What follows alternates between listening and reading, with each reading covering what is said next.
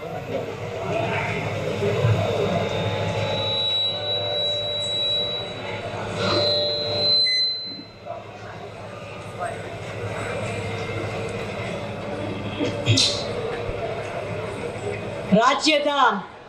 ಮೂಲೆ ಮೂಲೆಗಳಿಂದ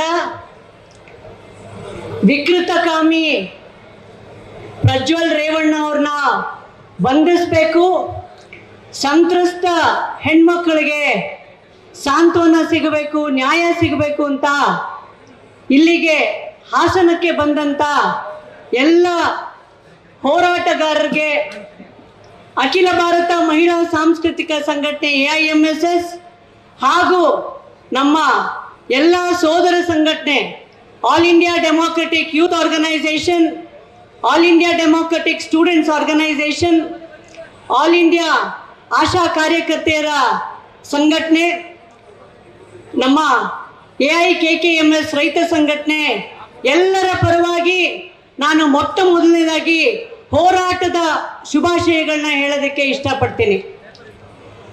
ಸ್ನೇಹಿತರೆ, ಇಲ್ಲಿ ಸೇರಿರೋ ಪ್ರತಿಯೊಬ್ಬರಿಗೂ ಕೂಡ ನಮ್ಮ ಬೇಡಿಕೆ ಅಥವಾ ಹಕ್ಕೊತ್ತಾಯ ಏನು ಅನ್ನೋದು ನಮಗೆ ಚೆನ್ನಾಗಿ ಗೊತ್ತಿದೆ.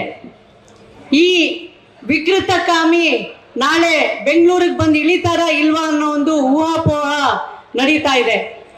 ಆತ ಬಂದು ಬೆಂಗಳೂರಿಗೆ ಇಳಿದು SIT ಮುಂದೆ ಹೋಗಿ ಯಾವ ರೀತಿನಲ್ಲಿ ಎಸ್ಕೇಪ್ ಆಗೋಣ ಅನ್ನೋ ಒಂದು ಆಲೋಚನೆ ನಡೀತಾ ಇರ್ಬೋದು.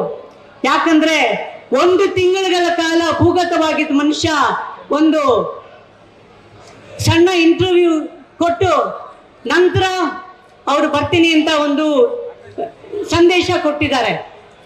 ಸೊ ಸ್ನೇಹಿತರೆ, ಅದೇನೇ ಆಗಿರ್ಬೋದು, ಕಾನೂನಲ್ಲಿ ಯಾವುದೇ ಲೋಪದೋಷಗಳನ್ನ ಹುಡುಕ್ಬೋದು, ಆದರೆ ಈ ಚಳುವಳಿ ಸಂತ್ರಸ್ತೆಯರಿಗೆ ನ್ಯಾಯ ಸಿಗಬೇಕಾಗಿರೋದು ಅದು ನ್ಯಾಯಯುತವಾದಂಥ ಬೇಡಿಕೆ. ಅವರು ಇದು ಲೀಗಲ್ ಅಲ್ಲ ಅಂತ ಹೇಳಿ ಹುಡುಕ್ಬೋದು. So even if it is not legal, ಅದು ಲೆಜಿಟಿಮೇಟ್ ಬೇಡಿಕೆ ಇದು. ಸೊ ಸ್ನೇಹಿತರೆ, ಇದು ಒಂದು ಕಡೆ ಆದರೆ, ಇನ್ನು ಇದನ್ನ ಚಿತ್ರೀಕರಣ ಮಾಡಿ ಒಂದು ಸ್ವಲ್ಪನೂ ಕೂಡ ಸೂಕ್ಷ್ಮ ಸಂವೇದನೆ ಇಲ್ಲದೆ ಇದನ್ನ ಎಲ್ಲ ಕಡೆ ಪ್ರಚಾರ ಮಾಡೋರ್ಗೂ ಕೂಡ ಕಠಿಣ ಶಿಕ್ಷೆ ಆಗಬೇಕು ಅನ್ನೋದು ನಮ್ಮ ಮತ್ತೊಂದು ಬೇಡಿಕೆ. ಇನ್ನು ಸರ್ಕಾರದ ಪಾತ್ರ, 1 ತಿಂಗಳಾಗಿದೆ. ನಮ್ಮ ರಾಜ್ಯ ಸರ್ಕಾರದ ಎಲ್ಲ ಮಹನೀಯರು ಇಲ್ಲಿವರೆಗೂ ಬಂದು ಸಂತ್ರಸ್ತೆಯರಿಗೆ ಅವರು ನಾವು ಇದೀವಿ ನಿಮ್ಮ ಜೊತೆ ಅನ್ನೋ ಒಂದು ಧೈರ್ಯನ ಕೊಟ್ಟಿಲ್ಲ. ಇದು ಹಲವಾರು ಸಂಘ ಸಂಸ್ಥೆಗಳು ಈ ಕೆಲಸನ ಮಾಡ್ತಾ ಇದೆ. ಸರ್ಕಾರಕ್ಕೆ ಈ ವಿಷಯ ತಿಳಿದ ತಕ್ಷಣ ಈ ಕೆಲಸಕ್ಕೆ ಮುಂದಾಗಬೇಕಿತ್ತು. ಹಾಸನದಲ್ಲಿ ಒಂದು ಭಯದ ವಾತಾವರಣ ಇದೆ. ಹೆಣ್ಮಕ್ಳು ಆಚೆ ಬರಬೇಕು ಅಂತಂದ್ರೆ ದಯವಿಟ್ಟು ನಮ್ಮ ಮನೆಗೆ ಬರಬೇಡಿ ಅನ್ನೋ ಒಂದು ಪರಿಸ್ಥಿತಿ. ಯಾರು ಇದು ಕಂಪ್ಲೇಂಟ್ ಕೊಡ್ತಾರೋ ಅವರು ಕೂಡ ವಾಪಸ್ ತಗೊಳ್ಳುವಂತ ಪರಿಸ್ಥಿತಿ ಇದೆ. ಇಂಥ ಸಂದರ್ಭದಲ್ಲಿ ಸರ್ಕಾರದ ಜವಾಬ್ದಾರಿ ತುಂಬಾ ದೊಡ್ಡ ಜವಾಬ್ದಾರಿ ಆಗಿರ್ಬೇಕಿತ್ತು.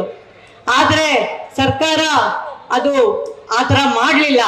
ಜನಗಳಿಗೆ ತುಂಬಾ ನಿರೀಕ್ಷೆ ಇದೆ ಈ ಸರ್ಕಾರದಿಂದ, ನ್ಯಾಯ ಸಿಗುತ್ತೆ ಅಂತ ಹೇಳಿ ಸಂತ್ರಸ್ತೆಯರಿಗೆ. ಅವರ ಈ ರೀತಿಯ ವರ್ತನೆಯಿಂದ ಸಾಕಷ್ಟು ಭ್ರಮನಿರಸನ ಆಗಿದೆ.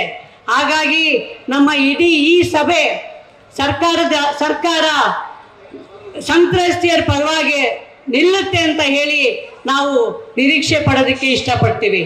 ಸ್ನೇಹಿತರೆ, ಕೊನೆಯದಾಗಿ ನಮ್ಮ ಸಂತ್ರಸ್ತೆಯರು ಅವರು ತಪ್ಪು ಮಾಡಿದ್ದಾರೆ ಅನ್ನೋ ಸ್ಥಿತಿನಲ್ಲಿ ತಲೆ ಬಗ್ಗಿಸ್ಕೊಂಡು ಅವಮಾನದಿಂದ ಸೂಸೈಡ್ ಮಾಡ್ಕೊಳ್ಳೋದಕ್ಕೆ ಹೋಗುವಂಥ ಪರಿಸ್ಥಿತಿ ನಿರ್ಮಾಣ ಆಗಿದೆ. ಆದರೆ ನಾವೆಲ್ಲ ಒಂದು ಹೇಳಬೇಕು, ತಪ್ಪು ಅವ್ರದ್ದಲ್ಲ.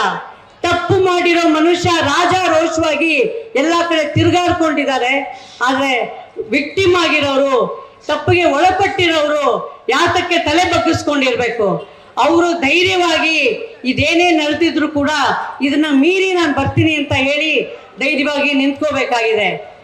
ರಸ್ತೆನಲ್ಲಿ ನಾಯಿ ಕಚ್ಚಿದ್ರೆ ಅದಕ್ಕೆ ಮೆಡಿಸಿನ್ ತಗೊಂಡು ನಾವು ಮುಂದಕ್ಕೆ ಹೋಗ್ತೀವಿ. ಅದೇ ರೀತಿ ನಮ್ಮ ಸಂತ್ರಸ್ತೆಯರು ಅವ್ರಿಗೆ ಆಗಿರೋದನ್ನ ಪಕ್ಕಕ್ಕಿಟ್ಟು ಈ ಒಂದು ಸಾಮಾಜಿಕ ನ್ಯಾಯನ ದೊರೆಯೋ ತರ ಅವರು ಈ ಹೋರಾಟದಲ್ಲಿ ಭಾಗಿಯಾಗಬೇಕು. ಸಹಸ್ರಾರು ಜನ ಹೋರಾಟಗಾರರು, ಕರ್ನಾಟಕದ ಜನ ನಿಮ್ಮ ಜೊತೆಗಿದ್ದೇವೆ ಅಂತ ನಾನು ಹೇಳೋದಕ್ಕೆ ಇಷ್ಟಪಡ್ತೀನಿ. ಸ್ನೇಹಿತರೆ, ಸೊ